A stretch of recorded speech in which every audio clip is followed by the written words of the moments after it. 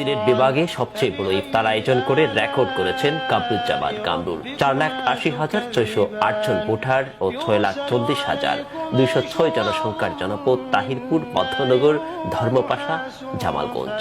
টাঙ্গুয়ারহাওর জনপদ খ্যাত এ ভূখণ্ড জাতীয় সংসদীয় আসন 224 সুনামগঞ্জ 1 হিসেবে পরিচিত। এ ভূখণ্ডের তাহিরপুর উপজেলার যে ঐতিহাসিক মাঠে বক্তব্য দেন শহীদ প্রেসিডেন্ট জিয়াউর রহমান, সে মাঠেই বেগম খালেদা জিয়ার শারীরিক সুস্থতা প্রার্থনায় আয়োজন করা হয় ইফতার ও দোয়া মাহফিল। মাহফিলে দিনের শেষ বেলায় মাঠে নামে মানুষের ঢল, কানায় কানায় পূর্ণ হয় স্টেডিয়াম।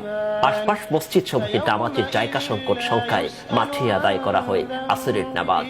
দোয়া শেষে মঞ্চে উঠে বক্তব্য দেন তাহিরপুর উপজেলা পরিষদের সাবেক চেয়ারম্যান, সুনামগঞ্জ জেলা বিএনপির তৎকালীন সাংগঠনিক সম্পাদক, সুনামগঞ্জ 1 আসনের সম্ভাব্য সংসদ সদস্য পদ প্রার্থী কামরুজ্জামান কামরুল। উপস্থিত জনতার মতামত অনুযায়ী দাবি করা হয় এটি দেশ সেরা ইফতার আয়োজন। এলাকাবাসী ও সচেতন মানুষ বলছেন, সাতক্ষীরার আহসানিয়া মিশনের ইফতারের পরে এটি দেশের দ্বিতীয় বৃহত্তম ইফতার।